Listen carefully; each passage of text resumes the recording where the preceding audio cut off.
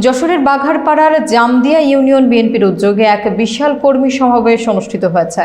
গতকাল বিকেলে জামদিয়া ইউনিয়নের ভিট্টাবাল্লা স্কুল মাঠে অনুষ্ঠিত এই সমাবেশে সভাপতিত্ব করেন ইউনিয়ন যুবদলের সভাপতি রফিকুল ইসলাম। শহীদুল ইসলামের প্রতিবেদনে থাকছে বিস্তারিত।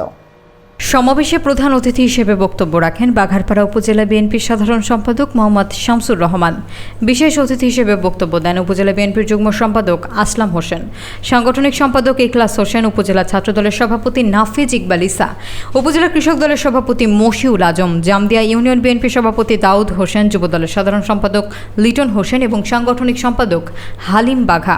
এছাড়াও ইউনিয়ন যুবদল, স্বেচ্ছাসেবক দল ও ছাত্র দলের নেতৃবৃন্দরা বক্তব্য রাখেন। বক্তারা বর্তমান সরকারের সমালোচনা করে বলেন, দেশের গণতন্ত্র পুনঃপ্রতিষ্ঠা এবং জনগণের ভোটাধিকার ফিরিয়ে আনতে দলীয় নেতাকর্মীদের আরও সুসংগঠিত হতে হবে।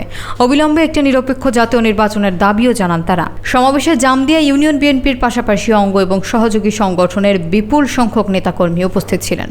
পুরো অনুষ্ঠানময় পরিবেশে কর্মীদের মধ্যে ব্যাপক উদ্দীপনা লক্ষ্য করা গেছে।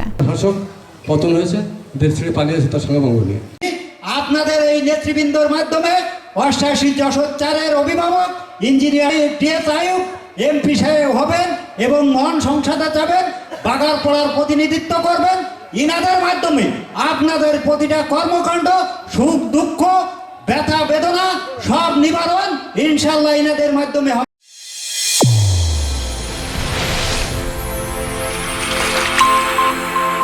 চ্যানেল A1 হৃদয়ের স্পন্দন।